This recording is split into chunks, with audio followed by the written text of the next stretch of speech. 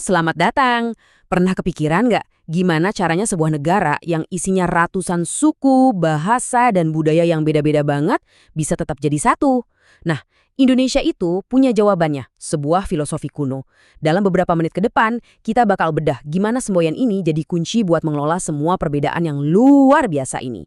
Semuanya itu dimulai dari kalimat kuno ini, dari zaman Kerajaan Majapahit. Dan ini bukan cuma kutipan sejarah loh, ini tuh udah kayak DNA-nya bangsa Indonesia modern. Kebijaksanaan di dalamnya adalah kunci buat ngertiin semua tantangan dan juga keberhasilan negara ini. Oke, ayo kita gali lebih dalam. Biar kita ngerti kondisi sekarang, kita harus balik dulu ke masa lalu, ke tempat di mana filosofi ini lahir dan tumbuh. Perjalanan semboyan ini menarik banget. Jadi awalnya, ini tuh prinsip buat nyatuin dua agama besar di zaman Majapahit, yaitu Hindu dan Buddha. Ratusan tahun kemudian, para pendiri bangsa kita ngelihat kebijaksanaan yang sama di dalamnya, terus diangkat jadi filosofi nasional buat nyatuin seluruh Nusantara. Keren ya, dari prinsip agama jadi fondasi negara. Jadi poin utamanya di sini. Bhinneka Tunggal Ika itu artinya berbeda-beda tetapi tetap satu. Ini penting, karena artinya kita mengakui kalau perbedaan itu memang ada, itu nyata. Tujuannya bukan buat ngilangin perbedaan, tapi justru buat membangun persatuan di atas semua perbedaan itu. Dijadiin kekuatan, gitu.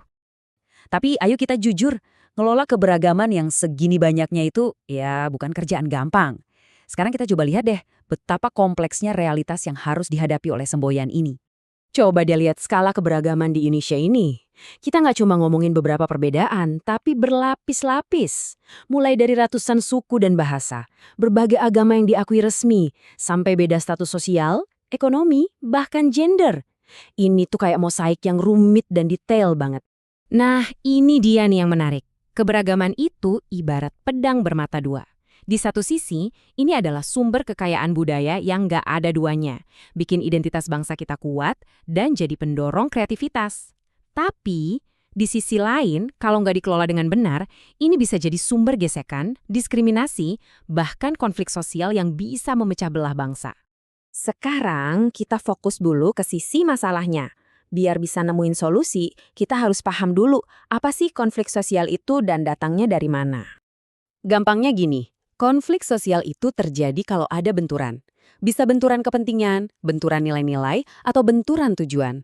Nah, benturan inilah yang akhirnya bikin tegang antar individu atau kelompok. Konflik itu bisa mulai dari hal yang paling dasar, yaitu fakta bahwa nggak ada dua orang pun di dunia ini yang 100% sama. Kita semua punya karakter, kebutuhan, dan cara pandang yang beda. Tanpa ada kompromi, ya perbedaan kecil ini bisa jadi besar. Oke, dari level individu, kita naik ke level kelompok. Perbedaan budaya, kayak adat, norma, bahasa, itu sering banget jadi sumber salah paham. Sesuatu yang dianggap sopan di satu budaya bisa jadi dianggap nggak sopan di budaya lain, kan? Wah, ini salah satu penyebab konflik yang paling sering terjadi. Coba bayangin, ada pengembang mau bikin perumahan, tapi di sisi lain ada petani yang mau mempertahankan lahan pertanian mereka. Kepentingan mereka kan jelas bertabrakan. Nah, disitulah potensi konflik muncul. Bahkan hal yang positif seperti kemajuan pun bisa jadi sumber konflik loh. Setiap kali ada perubahan sosial yang cepat, pasti ada ketegangan. Ada kelompok yang cepat adaptasi, tapi ada juga kelompok yang merasa tradisi mereka terancam dan akhirnya menolak perubahan itu. Dan semua akar penyebab yang tadi kita bahas itu bisa muncul dalam berbagai bentuk. Mulai dari konflik personal antar teman, konflik sosial yang sensitif terkait sara, suku, agama, ras, dan antar golongan, sampai konflik kelas ekonomi, politik, bahkan antar negara. Semuanya berasal dari sumber yang sama, perbedaan. Oke, masalahnya udah kita bedah. Sekarang pertanyaannya, solusinya gimana? Apa aja sih alat dan strategi yang bisa kita pakai buat mencegah dan menyelesaikan konflik? Solusinya itu dimulai dari fondasi hukum dan moral yang paling dasar, hak asasi manusia. Konstitusi kita, UUD 1945, itu jelas banget ngejamin hak setiap warga negara, nggak peduli latar belakangnya apa. Ini adalah titik awal yang bilang kalau negara wajib melindungi semua orang secara setara. Nah, ini strateginya. Penanganan konflik itu bukan cuma satu tindakan, tapi sebuah proses yang punya 3 tahap. Pertama, ada preventif. Ini intinya mencegah sebelum terjadi, misalnya lewat pendidikan toleransi. Kedua, represif. yaitu tindakan tegas dari hukum kalau konflik udah terlanjur pecah. Dan ketiga, kuratif. Ini proses penyembuhan setelah konflik, lewat mediasi dan rekonsiliasi. Konsep-konsep tadi kan penting banget ya, tapi itu kan di level yang besar. Pertanyaannya, gimana cara kita ngebawa itu ke kehidupan kita sehari-hari? Soalnya persatuan itu kan bukan sesuatu yang otomatis ada, tapi harus diusahakan terus-menerus. Jadi, ini bagian buat kita semua. Menjaga persatuan itu tugasnya setiap warga negara. Artinya, kita harus aktif menghormati perbedaan, menolak diskriminasi sekecil apapun, dan yang paling penting, selalu utamakan dialog, bukan konfrontasi, buat nyelesain masalah. Oke, jadi kalau ada satu hal yang perlu kita ingat dari semua ini, inilah dia.